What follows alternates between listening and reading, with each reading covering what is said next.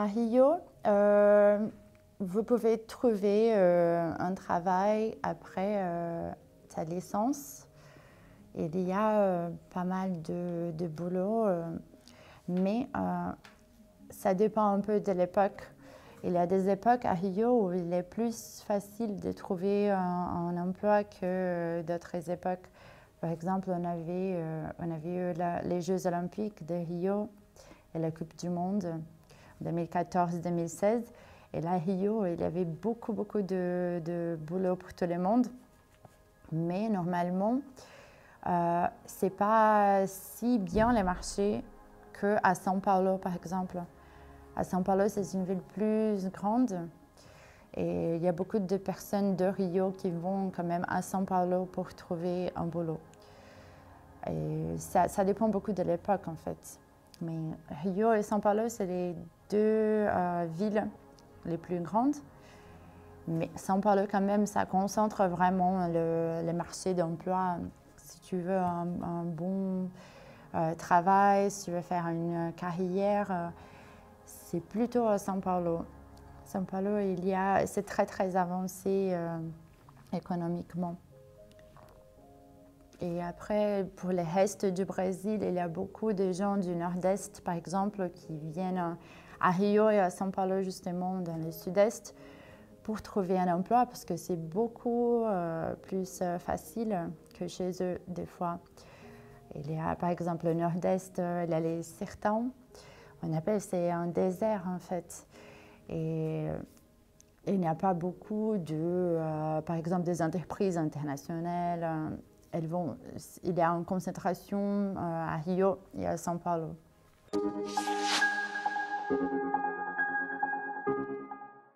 Au Brésil, il y a le CV, la lettre de motivation également. C'est un peu pareil, on cherche sur les sites internet. Il y a beaucoup aussi de personnes que vous connaissez. Il y a des gens qui vont parler d'une offre et toi tu vas postuler après parce que tu as entendu parler. Et surtout dans la communication aussi, il faut vraiment connaître des gens pour trouver les meilleurs emplois. Après, c'est plutôt pareil. On trouve des emplois surtout aujourd'hui en ligne. Pour les gens qui n'ont pas de diplôme, et là on parle encore des gens moins privilégiés, il y a beaucoup de travail informel. Donc il n'y a pas de contrat, en fait, il n'y a aucune assurance pour l'employé. Par exemple, des gens qui vont faire du ménage. Et il y a beaucoup, au Brésil, on a beaucoup les familles, normalement, il y a une personne qui va chez eux tous les jours pour nettoyer la maison et près de nounou. Et ce genre de travail qui n'ont pas du tout un contrat. Et ils reçoivent plusieurs fois en espèces leur paie.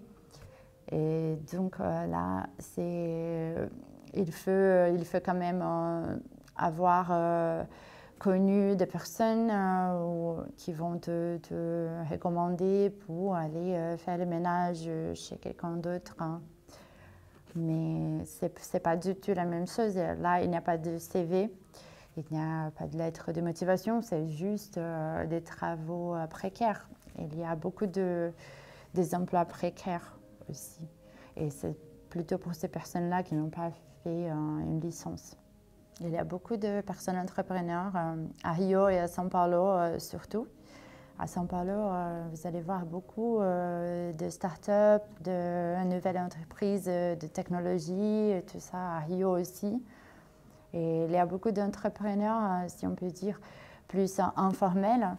Ça veut dire des gens qui vont ouvrir leur commerce ou qui vont vendre des choses qu'ils font, qu'ils préparent, comme à manger ou à boire.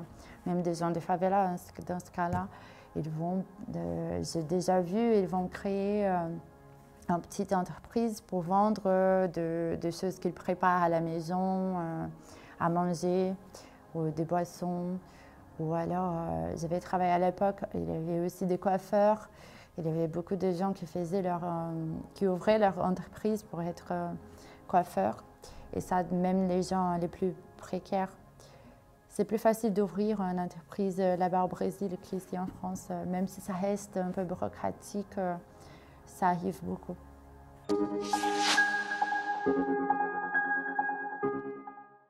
Les contrats, c'est surtout de duration indéterminée.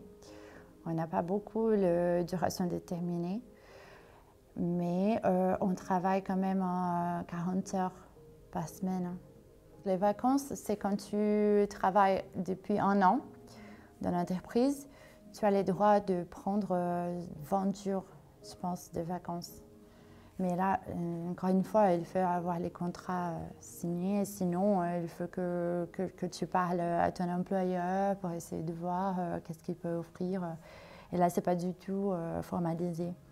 Mais normalement, c'est ça. Si tu as 1 an de travail dans une entreprise, tu as le droit de prendre de 20 à 30 jours de vacances.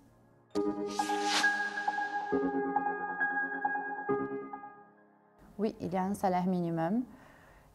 Mais ce n'est pas assez, je dirais. Normalement, quand on a une licence, on gagne beaucoup plus que le salaire minimum. Le salaire minimum, ça revient aux travaux plus précaires. Et à Rio, c'est assez difficile de vivre avec un salaire minimum. Probablement, il va falloir vivre un peu plus loin du centre-ville, dans les banlieues, voire dans les favelas. Le salaire minimum, ça fait 1000 à 1400 reais. Mais après, les reais, pour l'euro, maintenant, c'est 1 euro, ça équivaut à 7 reais en ce moment. Et donc, enfin, si on divise ça par 7, ça fait pas beaucoup. Et après, le coût de vie à Rio, elle est très élevé. Et chaque fois plus, en fait. Donc, ça ne paye pas, en fait. Même les choses basiques, comme pour manger et tout, même si tu as des enfants et un salaire minimum dans la famille, ça va pas couvrir.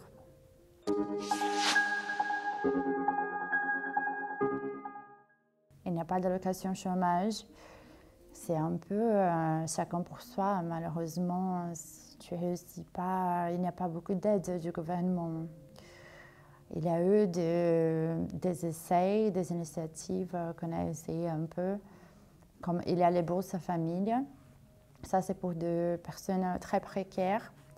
Et si tu peux prouver que vraiment tu es dans une situation précaire, et si tu as des enfants qui vont à l'école, tu vas gagner un prime par enfant s'ils vont à l'école. Donc, ça, c'est une prime que là, tu peux acheter à manger. Après, il faut vraiment faire les démarches pour montrer que votre situation, elle est très précaire pour avoir cette prime-là. Après, normalement, si tu es au chômage, tu n'as pas d'aide. Après, il y a l'assurance. Si toi, tu as un boulot et que tu as été viré, tu peux avoir accès à un prime, à une assurance chômage, quelque chose comme ça. Mais il faut que tu aies travaillé déjà.